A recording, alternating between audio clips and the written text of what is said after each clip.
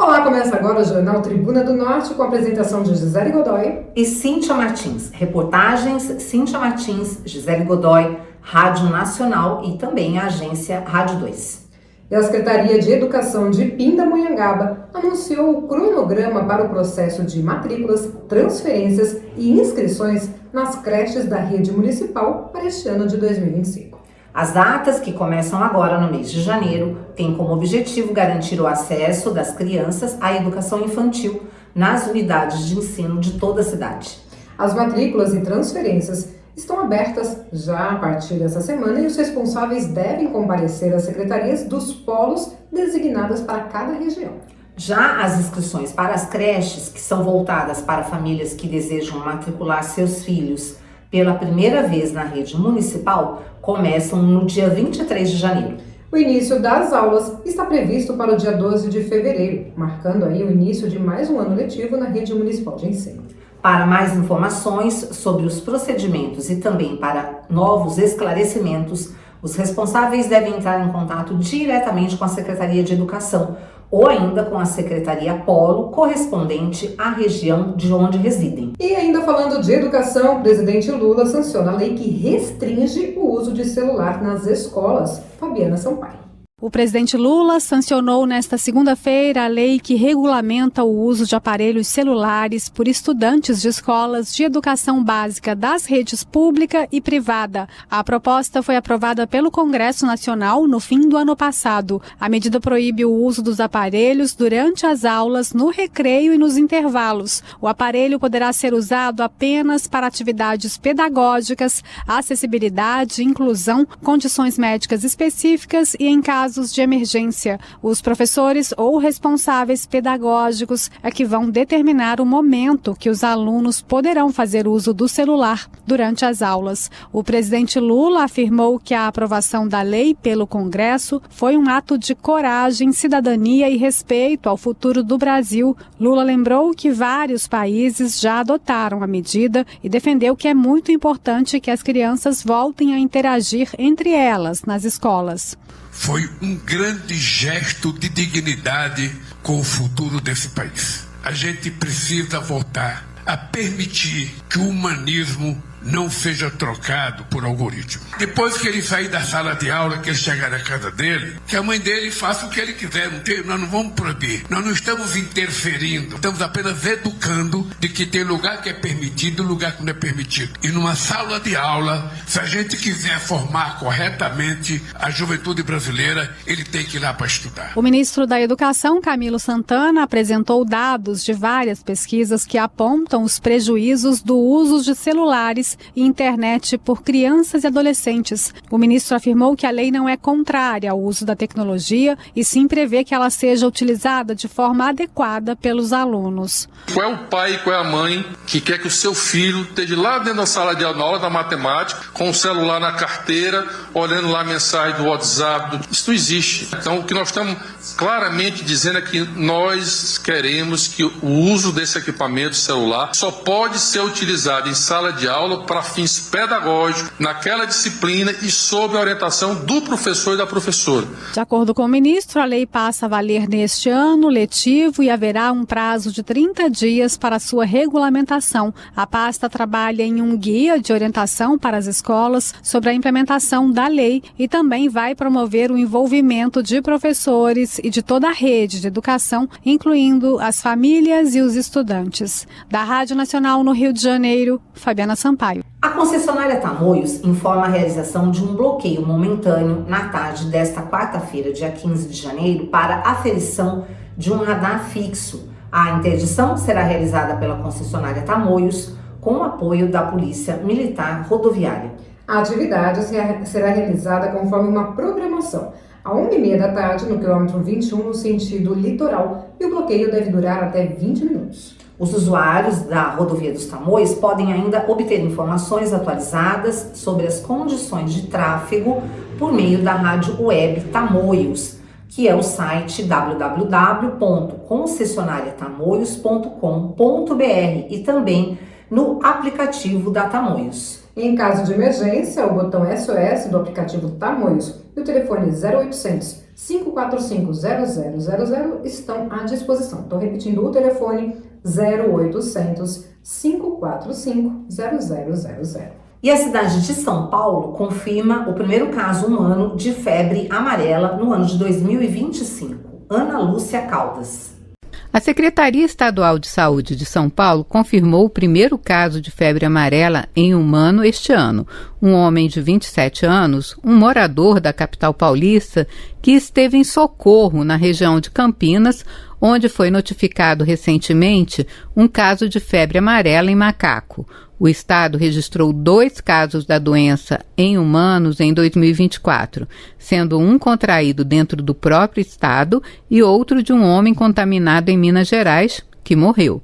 O Instituto Adolph Lutz já confirmou 9 casos da doença em macacos, sendo 7 na região de Ribeirão Preto, 1 em Pinhalzinho e outro em Socorro. Os macacos são apenas hospedeiros e não transmitem a doença. Isso acontece somente pela picada de mosquitos silvestres. As ações de vigilância em saúde e vacinação foram intensificadas nessas regiões, além da recomendação de cuidados para quem irá viajar para áreas de mata. A vacina contra a doença é a principal medida para se proteger da febre amarela e está disponível em postos de saúde. Ela deve ser aplicada ao menos 10 dias antes do deslocamento para regiões com casos. Os sintomas iniciais da febre amarela são febre súbita, calafrios, dores intensas no corpo e cabeça, náuseas e vômitos, fadiga e fraqueza recorrentes. Com informações da Agência Brasil, da Rádio Nacional em Brasília, Ana Lúcia Caldas. E o reforço da fiscalização do PIX não vai afetar a renda dos trabalhadores autônomos, segundo a Receita Federal. Nas redes sociais, o órgão esclareceu dúvidas sobre o impacto das novas regras de monitoramento em situações como compra de material por trabalhadores que fazem bicos e uso de cartão de crédito compartilhado com a família. No caso dos trabalhadores autônomos, o fisco esclarece que sabe que a movimentação financeira é sempre maior que o lucro final. Então, neste caso, sendo maior a renda efetiva do profissional. O reforço na fiscalização, reiterou o órgão, não vai afetar o profissional que usa o PIX para comprar materiais e insumos, porque a Receita já monitora a diferença entre os custos e o faturamento desde 2003. E a mesma situação, segundo a Receita, ocorre com os pedreiros e eletricistas. Isso, por exemplo, que recebem pagamento via PIX e que também usam essa ferramenta para comprar material. Isso porque o fisco já cruza esse tipo de movimentação com as notas fiscais de lojas de materiais. E falando de previdência, a contribuição mensal do MEI terá reajuste em fevereiro. Natália Maciel. A partir de fevereiro, a contribuição mensal do MEI, o microempreendedor individual, à Previdência Social vai ter reajuste. A correção reflete o impacto do novo valor do salário mínimo que entrou em vigor este mês. Com o aumento, os MEIs em geral pagarão R$ 75,90, enquanto os MEIs caminhoneiros passarão a pagar R$ 182,16. No caso dos caminhoneiros, o valor pode chegar a R$ 188,16, dependendo do tipo de produto transportado e do destino do carregamento. A mudança no valor entra em vigor no pagamento do boleto de fevereiro de 2025, uma vez que o recolhimento sempre se refere ao mês anterior. O pagamento é feito no DAS, o documento de arrecadação do Simples Nacional, que além da contribuição previdenciária, cobra os impostos devidos pelos MEIs. O DAS vence todo dia 20 de cada mês e pode ser emitido diretamente no portal do Simples Nacional ou pelo aplicativo MEI, disponível para iOS e Android. Além do pagamento mensal, os microempreendedores individuais também devem ficar atentos ao prazo de regularização de dívidas com a Receita Federal.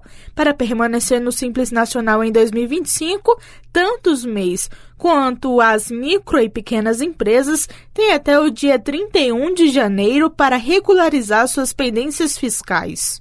Com o pagamento da contribuição mensal, O MEI garante acesso à aposentadoria por idade e outros benefícios desde que cumpra os requisitos exigidos. Com supervisão de Roberto Pisa, da Rádio Nacional em Brasília, Natália Maciel.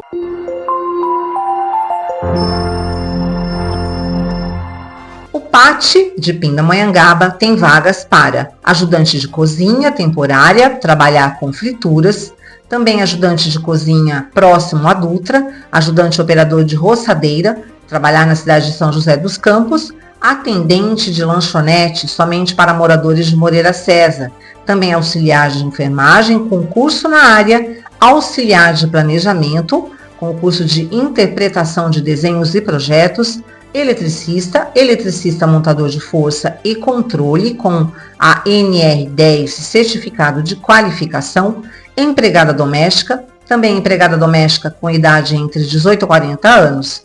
Vale destacar que essas e outras vagas podem ser conferidas no PAT de Pindamonhangaba ou ainda de Moreira César. É importante não esquecer de levar os documentos pessoais, a carteira de trabalho e também o currículo. E a Prefeitura de Pindamonhangaba, por meio da Secretaria de Meio Ambiente, vai promover no dia 21 de janeiro a 2ª Conferência Municipal do Meio Ambiente.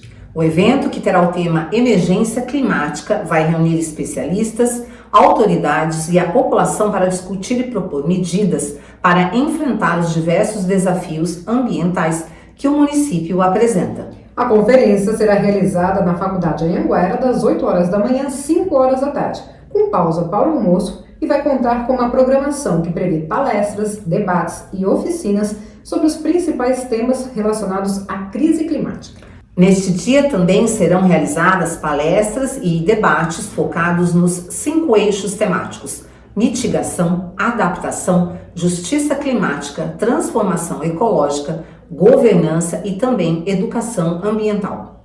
Haverá também a oportunidade de discutir a emergência climática e ouvir a população sobre as alternativas disponíveis. Ainda durante a conferência, vai também acontecer a eleição dos delegados e delegadas que vão representar Pindamonhangaba na conferência estadual. E a programação da conferência foi cuidadosamente elaborada para garantir participação ativa de todos os envolvidos. Após o credenciamento e a abertura oficial, os participantes serão divididos em grupos de trabalho para discutir em profundidade os desafios e oportunidades relacionados a cada eixo temático.